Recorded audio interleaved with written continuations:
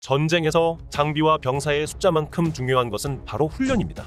육군 복무신조에 나와 있듯이 실전과 같은 훈련으로 지상전의 승리자가 되려면 그만큼 제대로 된 훈련으로 실력을 갖춰야 실전에서 자신의 목숨과 전우들의 목숨을 지키며 전쟁을 승리로 이끌 수 있습니다. 단순히 총만 쏠 줄 안다고 제대로 된 군인이 되는 것이 아니며 병기본 훈련 등 군인들이 훈련을 하고 숙달해야 될 과목은 많이 있습니다. 그리고 훈련을 실전처럼 치러 실전에서 누구에게도 지지 않는 강한 군대가 되기 위해 우리 군은 많은 노력을 기울였죠. 그 중에 우리 군이 자랑하는 최고의 훈련이라고 할 수 있는 육군 과학화 훈련 체계, 통칭 KCTC 훈련은 비록 훈련이지만 실전을 방불케 하는 진짜 훈련을 치러 우리 병사들의 숙련도를 올려주는 우리 군이 자랑하는 훈련 체계입니다. 레이저 장비를 사용하는 마일즈 장비를 갖추고 병사 각 개인에게 센서와 추적 장치를 달아 전장을 모두 볼 수 있으며 레이저에 맞으면 실제로 사망한 것처럼 사망으로 판정되어 훈련 장소에서 이탈하게 되는 등 정말로 실전과 같은 훈련을 할 수 있는 여단급 훈련장이며 전 세계에서 미국과 이스라엘을 제외하고는 우리나라 밖에 갖추지 않는 최고의 훈련 시스템입니다.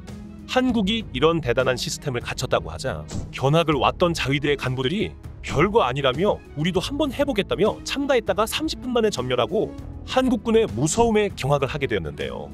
이번 시간에는 일본을 경악시킨 대한민국 병사들의 훈련과 일본이 절대로 한국에 이길 수 없는 이유에 대해 자세히 알아보겠습니다. Fact King. 국가의 국력의 척도는 군사력으로 측정을 하게 됩니다. 그러나 군사력은 단순히 병력과 장비의 숫자, 어떤 장비가 있는지 여부로만 판단을 하는 경향이 있는데요. 그러다 보니 군사력 순위는 상당히 높지만 실제로 전투에 들어갔을 때 군사력 순위만큼 실력을 발휘를 못하는 군대도 있죠. 과거 이라크는 걸프전 당시만 해도 세계 4위의 군사력을 가졌었지만 형편없는 병사들의 숙련도와 훈련의 미숙으로 연합군에게 불과 일주일 만에 주전력이 전멸해버리는 어이없는 몰락을 보여줬습니다.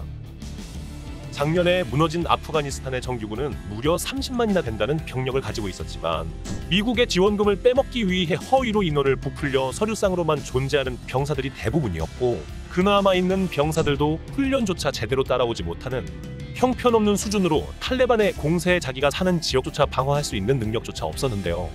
병사들이 숙련도가 부족하고 훈련이 되어 있지 않다면 아무리 좋은 무기를 쥐어주고 싸우게 한들 제대로 싸우지도 못해 패배하거나 도망가는 등의 결과밖에 내지 못하게 됩니다. 그만큼 훈련의 중요성은 몇 번을 강조해도 부족할 정도입니다. 우크라이나가 그 강력한 러시아를 상대로 잘 버틸 수 있는 배경에도 숙련된 병사들의 능력이 뒷받침되어졌기 때문입니다.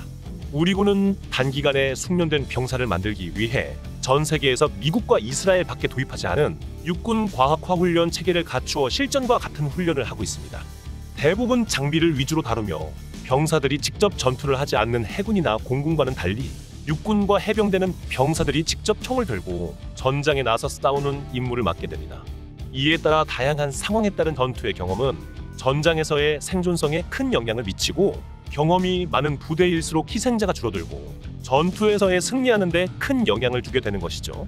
특히 현재 세계에서 가장 실전 경험이 많은 나라인 미국과 이스라엘은 그만큼 전투에서의 경험이 전쟁에 얼마나 큰 영향을 미치는지 잘 알고 있으며 경험치를 가장 중요하게 여기고 있습니다. 그 때문에 이 두 나라는 훈련의 과학체계를 적극적으로 활용하여 실전처럼 훈련을 할 수 있도록 많은 노력을 기울이고 있는데요. 그런 최첨단 훈련 체계를 우리나라의 환경에 맞게 적용한 것이 육군 과학화 훈련 체계, 통칭 KCTC라고 불리고 있습니다. 순수 우리 기술로 만들어진 최첨단 전자장비를 사용한 대규모 모의전투 시스템과 고도로 훈련된 대항군 부대로 실전에 가까운 전투훈련을 제공하는 KCTC는 실제 총탄만 사용하지 않을 뿐 실제 전투와 거의 똑같은 느낌으로 훈련을 하여 KCTC를 치른 병사들은 실제로 전쟁을 체험했다고 해도 될 정도로 병사들에게 엄청난 경험치를 주게 됩니다.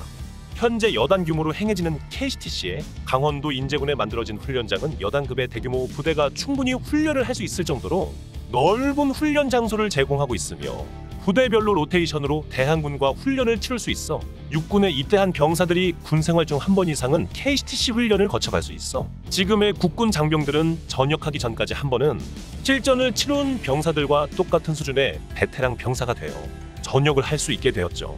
레이저 빔 장치와 센서 등이 달려있는 마일즈 장비라고 불리는 훈련용 장비를 병사들에게 부착하여 병사들에게 부착된 마일즈 장비에 레이저가 맞으면 타격 판정을 받아 레이저의 각도와 센서의 피격 부분을 판단하여 사망, 부상 등의 판정 등을 내려주며 병사들의 총기뿐만 아니라 전차, 장갑차, 대공포, 헬기 등에도 각종 훈련 장비를 부착하여 네트워크로 연계시켜 레이저에 피격되면 전차나 헬기도 격파 처리가 가능하여 사람만 죽지 않는 실제 전쟁을 치르고 있습니다.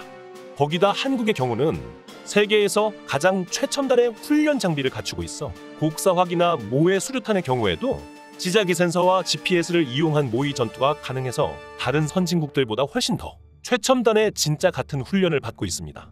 그러다 보니 한국군의 훈련 수준과 숙련도는 실전을 치르는 미군이나 이스라엘군만큼 우수한 병사들의 기량을 가지게 되었으며 1년에 사격으로 3발밖에 쏘지 못한다는 북한군 정도는 애초에 상대조차 되지 않고 있습니다.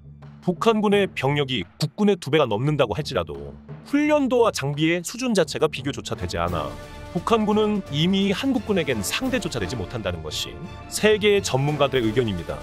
한국에 이런 최첨단 장비를 들여놨다고 하자 일본의 자위대가 예전에 견학을 온 적이 있습니다.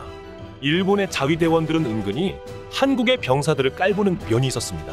자신들은 직업군인이고 징집병인 한국군 병사들보다는 자신들이 뛰어나다고 하는 근거 없는 자신감을 가지고 있는데요. KCTC에 참관을 왔던 자위대원들은 자신들은 직업군인이고 몇 년이나 군복무를 했으니 한국군과 모의훈련을 하면 18개월 밖에 복무하지 않는 우리 군 병사들 정도는 쉽게 이길 수 있을 거라고 생각했습니다. 일본의 육상자위대 소속의 2등 6위와 3등 6위 등 우리 군의 계급으로 치면 소위와 중위로 이루어진 12명의 장교가 우리 전갈부대의 병사 12명과 모의전을 치르게 되었습니다. 30분 동안 치러진 모의전의 결과는 자위대의 처참한 패배였습니다. 12명 중 11명이 전사했고 1명만 겨우 생존하여 정말 말 그대로 영혼까지 털려버렸죠. 당시 우리 군 전갈부대는 단 1명도 피해가 없었고 전원 생존하였습니다.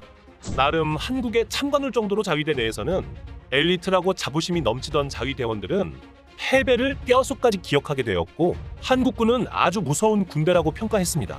이 훈련으로 자위대는 한국군에 대해 평가할 때 만약에 한국군과 싸운다면 절대 한국의 육군과는 싸워서는 안 되며 이들을 이길 방법이 없다고 평가하고 있습니다. 특히 자위대원들은 스스로 직업으로 택했다고 자부심을 가지고 있었는데 자신들이 깔보던 징집병에게 상대조차 되지 않는 것에 큰 충격을 받았습니다. 실제 자위대원들은 자신들이 뛰어나다고 착각을 하고 있지만 훈련 기강도 엉망이고 실전성도 떨어지다 보니 한국군에겐 도저히 이길 수조차 없습니다. 자위대의 훈련 기강이 얼마나 엉망이냐고 한다면 자위대의 기강의 수준을 알 수 있는 유명한 일화로 자위대 실탄 사격 사건을 보면 알 수 있습니다. 홋카이도의 시카 오이초 육상 자위대의 시카리 베스 훈련장에서 열린 훈련에서 실수로 실탄을 쏘며 대원 2명이 경상을 입는 사고가 발생하였습니다.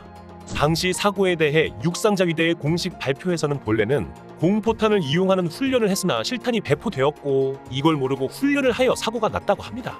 원래 공포탄과 실탄을 헷갈리는 일은 절대로 있을 수 없는 일입니다. 때문에 육상자위대가 진상을 은폐하는 것이 아니냐는 의혹마저 이렇습니다.